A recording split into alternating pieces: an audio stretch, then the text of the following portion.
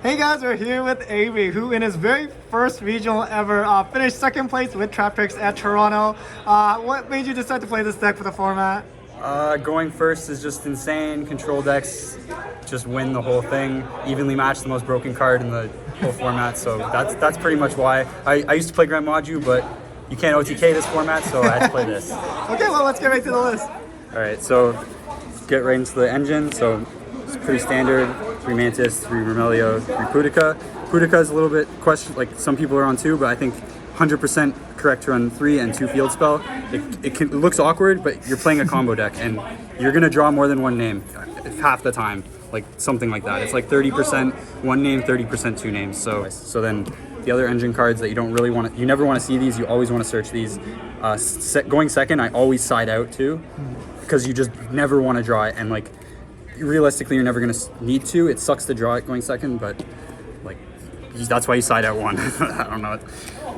Then the rest, obviously you play 3 of these. It's probably the second best card in the deck because it just lets you recur through everything.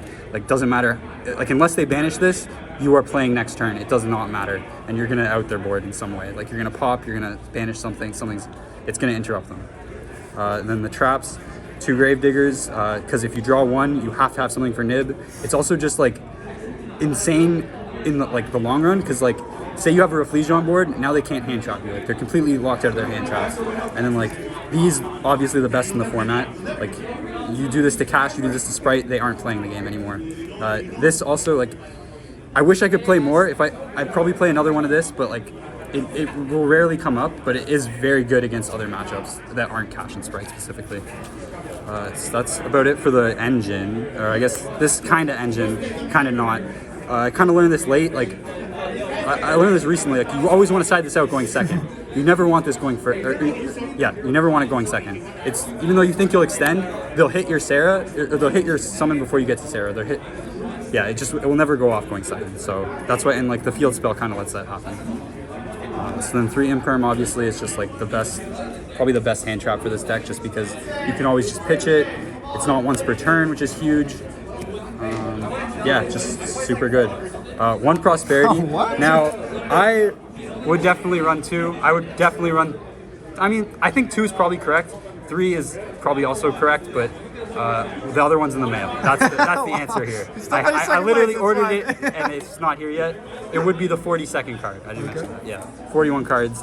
41st card is probably Prosperity. 2 Dark Ruler. This is just insanely good. I'm running, obviously we'll get to it, but 3 Evenly, and like this plus Evenly is just game. It's just like, even if you just see this, you're playing going second, and even if they break your board, you're playing going third. Like it doesn't matter. And then this, again, super weird. So this is where the spice starts coming in. You start thinking like, what the hell is this guy on? But yeah, you go nib, because like even going first, like nib is insane, because if you hit them with 1 or 2 interruptions and then nib their board, like they can't play through it, and chances are you have a Halute engraved, so you're getting to Sarah. If you have any other card in hand, you're playing on turn 3, and people just don't respect it. Same thing with, so like obviously this deck you just have to run evenly. It's like you see this card, you're probably winning the game going second at least. Going first, you just pitch it off Halute. That's about all. And then the real spice, 2 Fenrir. Oh, okay. So, like realistically, if I could play like a 6th copy, like more copies of Dark Ruler, like I guess like the 3rd's in the side, but like the idea behind these is they aren't Dark Ruler, but they're good going second, they're good going first. Going first, search off the Fenrir, they think you're playing thing, but then you add Fenrir and they're like, oh wait, he's probably not playing the thing. and then once they see this, they're not expecting nib. So then you keep this in, you side these out, basically. But this makes you play into nib, and it's also just really good going second. You summon it, go battle phase, banish something, evenly match, something like, even if you just like attack, banish, crash, evenly, what do you do? Like, it's over. I mean, I guess you could, there's an argument for Kaijus, it's pretty good. Obviously Ash, just everyone's on Ash. So of course 3 Sarah always comes up. Like, I've gotten to the 3rd Sarah on turn 1 before. It always comes up. Then for the rest of the links, Lingeribo, the Exceed. So if you go into this and you're not playing around nib, but like realistically, way more people are on evenly than they're on nib, so you go this 100%, almost 100% of the time.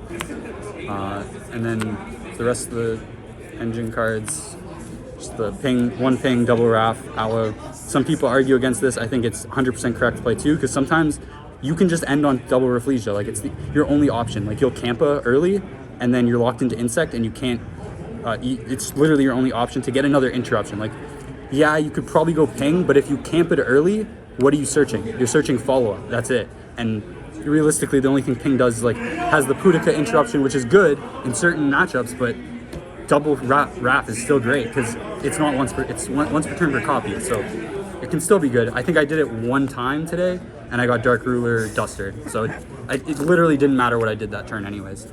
Redoer, you basically always make this when you can. If you can make this going first, if this plus this is your end board usually. This if you've got the Exceed. And you can usually get to these 3 if you open Field Spell plus Exceed. You can get to these 3 like basically with any name. Mantis or Murmelio, I think will do it with a trap. Then for like the going second cards that just cook everyone. Baguska didn't summon this at all. I think it's the only extra deck card. Actually, these 2 I didn't summon. This I could have summoned, but I actually ended up going into this. These 4 I almost never go into because I don't want to wipe my own board realistically, especially not going second. And I have evenly, so I can rarely make this. But like, if Cash looks at my extra deck, they're lost because they can't banish Sarah. Like, okay, banish my Sarah, but now I break your board. Like, it doesn't matter. Oh, okay. That was kind of the idea behind it, and it definitely is worth running. This one at least. This one, it's whatever. It could also be Ausa. I'm running. That would be the alternative, right? Like I'd run Ausa instead, because then I could summon back a Fenrir. But I think it's probably just better to just wipe their board in that scenario, because it's realistically only Cash at that point. Lastly, to the side. So the side's really wacky. Okay, but hear me out. So the hand traps. Okay. Now, no one's expecting these 2 cards, bro. No one expects them. I never even saw this card today, but I did side it in plenty. But this against Sprite is insane. This against Cash is insane. This against Mathneck, Cash, a lot of decks really. Like anything that's going to summon more than 5, even if they have something to play around it, like Sword Soul. Like I was saying before, you floodgate and now they can't play around it. And so like what I'll do is if they see the Fen, I'll side in the other nib, right? Like once they see the Fenrir, they're not going to play around the nib. So like my deck conflicts in that way, but like I think it conflicts to my advantage in a lot of scenarios. So then what I really want to do going second is the board breakers. Like these are the alternatives. These are also good going first, but the board breakers going second are really what carries. And I think 5 is realistically all you can fit in. Like you could go a third Raigeki, I guess. You could go another Lightning Storm, but like at that point, you'd almost always rather have stopped them getting there than having like breaking the board after. Like you really only ever want to see 2, and I'm running like 5 plus 8, so 8. You're probably going to see 2.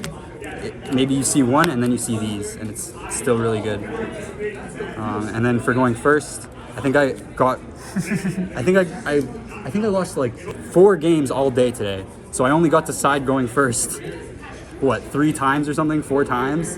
So these are my going first cards. I think I never used this. This is obviously insane. These 4 play around evenly just for free. Yeah, I think that's pretty much it. Awesome, amazing. Thank you so much for the deck profile and doing so well in your very first regionals ever. Any last shout outs? Shout out to Sebastian, my friend who got me in, who's always played this game. Andrew, there's so many names who I'm not gonna remember who were around that freaking cheered me on and talked to me between the rounds, but I'm not gonna remember their names, so I'm sorry. I'm terrible with names, I'll tell you that. This was my first regional, so I'm also pretty new to the scene, but yeah. Awesome, thank you. Take care.